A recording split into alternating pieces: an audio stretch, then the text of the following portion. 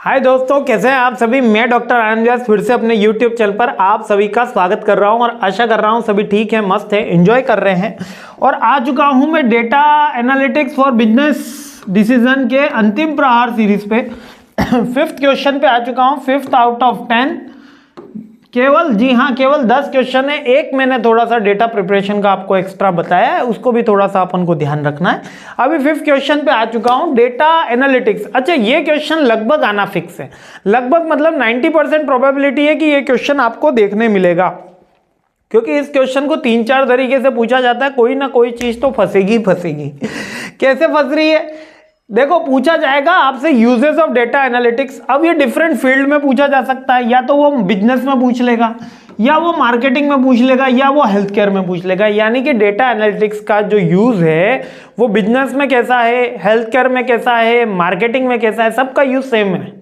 ठीक है, एक बार एक के पॉइंट याद कर लोगे, तीनों चारों के लिख सकते हो, कोई दिक्कत की बात नहीं है। अब इससे समझने से पहले अपन को यह समझना होगा कि डेटा एनालिटिक्स है क्या।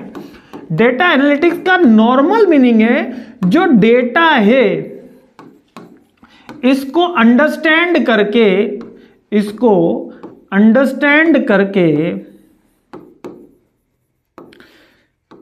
एंड प्रेजेंट करके, अगर प्रेजेंट करना है आपको, प्रेजेंट करके बिजनेस में डिसीजन लेना। क्या लेना? बिजनेस में डिसीजन लेना with the help of data analysis.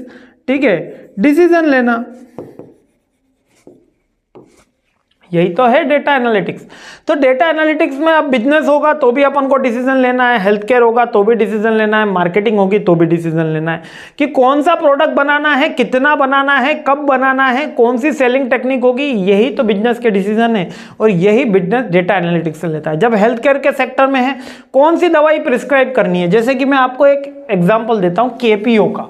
KPO नाम सुना है? अगर नहीं सुना है तो सुन लीजिएगा। यहाँ पे जॉब कभी भी कम नहीं होती। इंडिया का एक ऐसा सेक्टर है, कोई भी एमबीए वाला बंदा जाएगा, 15 से 20 हजार रुपए की जॉब आराम से मिलती है, आराम से, बिल्कुल। थोड़ा सा इंग्लिश का वेलवर्स नॉलेज होना चाहिए, कंप्यूटर की बेसिक स्किल की रिक्वायरमेंट होती है।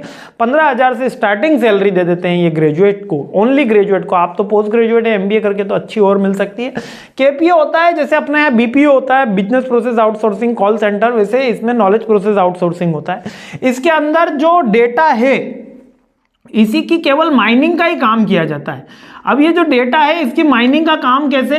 जैसे कि कोई पेशेंट आया, फर्स्ट टाइम आया, एट द एज ऑफ, मैं बोल देता हूं कि 10 साल में वो पहली बार बीमार पड़ा। जब वो बीमार पड़ा तो वो किसी एक्स डॉक्टर को उसको रिकमेंड किया गया। उस डॉक्टर ने उसको कुछ टेस्ट लिख के दिए। टेस्ट देता ही है ना, खून चूसते ही है डॉक्टर, मतलब चूसते क्या, उनका खैर काम है, काफ़ी ईमानदारी, काफ़ी नोबल कॉज है। मैं नहीं कर सकता, मैं खैर वो लिखने वाले डॉक्टर हैं हम तो, लेकिन मैं काफ़ी इज्जत करता हूँ। पर जोक सपाट, उसने जब टेस्ट उसके करे, क्या करे, टेस्ट करे, तो उनका कुछ सर्टेन रिजल्ट आया होगा। उस रिजल्ट पे उन्होंने कुछ प्रिस्क्राइब डिस्क्रिप्शन उसको दिया होगा, कुछ डायग्नोस करके रिजल्ट कुछ उसको उसमें मेडिसिन प्रिस्क्राइब करी होगी।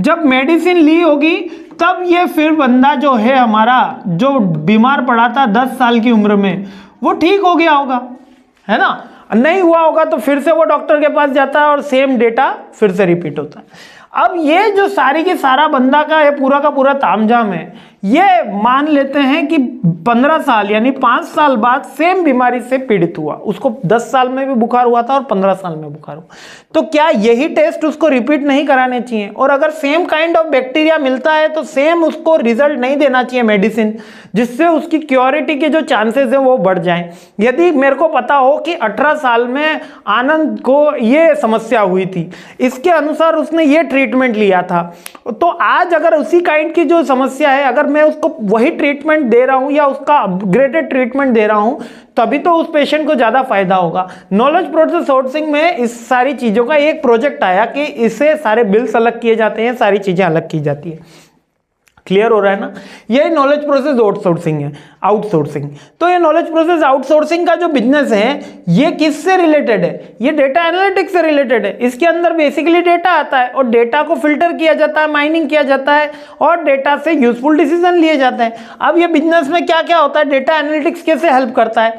सबसे पहले तो इंश्योर करता है कि आपके पास जो डेटा है वो हाई क्वालिटी का है। यदि कोई बिजनेस एनालिटिक्स है तो वो सीधे पकड़ लेगा कि ये जो डेटा है वो हाई क्वालिटी का है।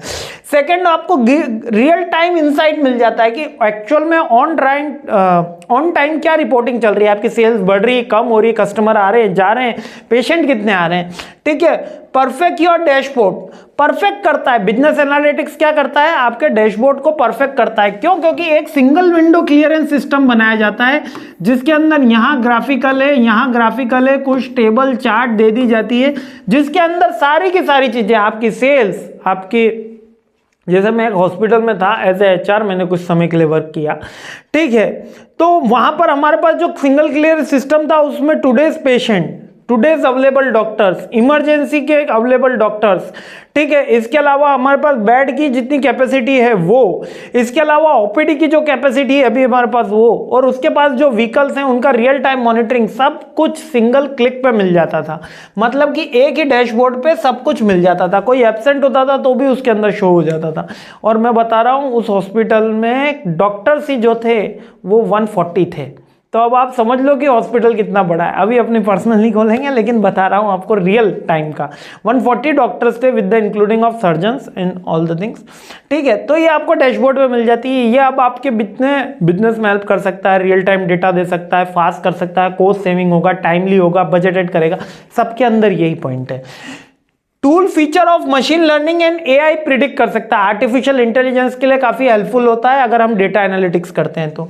Choose the right analytics visualisation, business analytics आपको हेल्प करता है जो सही विजुअलाइजेशन प्रेजेंट करने। जैसे टेबल हर जगह नहीं बनाई जा सकी, कहीं पे पाई चार्ट की जरूरत होगी, कहीं पे बार चार्ट की जरूरत होगी, कहीं पे लीनियर इक्वेशन की जरूरत होगी, कहीं पे लीनियर डायग्राम की जरूरत होगी। तो जहां कौन सा डायग्राम क्या चार्ट करना है ये बिजनेस एनालिटिक्स का काम है और that is help your business to grow. कुल मिला के अगर आप ये समझ गए कि डेटा आपके बिजनेस में क्या हेल्प करेगा, अरे सर बिना डेटा के तो कुछ हो ही नहीं सकता। मान लो कि एक प्रोडक्ट लॉन्च करना है, एक मार्केटिंग का, अब आपको जब क्वेश्चन आए तो इसको राइटअप कैसे करना है। मान लेना है कि आपको मार्केटिंग का एग्जांपल आया कि सपोज कि use of data analytics in the marketing, तो इसके अंदर आपको क्या बोलना है कि मार्केटिंग बढ़ रही है, कौन सा टूल्स टेक्निक यूज करना है, एडवर्टीजमेंट करना है, न्यूज़पेपर पे करना है, ऑनलाइन सोशल मीडिया पे करना है, ऑनलाइन वेबसाइट पे चलाना है, गूगल पे चलाना है, डेटा बताएगा, टाइम बताएगा, बजट बताएगा। इसके अलावा यूजर टारगेट ऑडियंस आपको क्रिएट करके देगा, प्रोबेबिलिटी एक्यूरेसी क्रिएट करके देगा। ये सारा का सारा काम डेटा की हेल्प से किया जाता है। और मार्केटिंग की तो n numbers of tools and technique होती है, वह माउथ टू माउथ मार्केटिंग होता है, डायरेक्ट मार्केटिंग होता है, फ्री सैंपल्स होता है। तो उसका जो एक्चुअल इंपैक्ट होता है ये बताता है। टाइमलीनेस है, कॉस्ट एफिशिएंसी, बजट एफिशिएंसी है, हाँ, हिस्टोरिकल डेटा को कंसीडर किया जाता है और AI की हेल्प ली जाती है। इसके अलावा it is more chance to grow और सस्टेनेबल डेवलपमेंट भी हो सकता है इसमें, और विन विन चांसेस रहते हैं, ठीक है। और नेक्स्ट जनरेशन में तो क्या है, डेटा ही जो है वो अमाउंट है, डेटा ही मनी है, सबसे ज़्यादा इंपॉर्टेंट थिंग है। आई होप ये 5th पॉइंट क्लियर हो गया, 5th most important question clear हो गया। जल्दी जो रिमेनिंग 5 और हैं उनके साथ आपके साथ मिलता हूँ। तब तक के लिए मेरे साथ बने रहिए, मुस्कुराते रहिए, खुश रहिए। जय हिंद।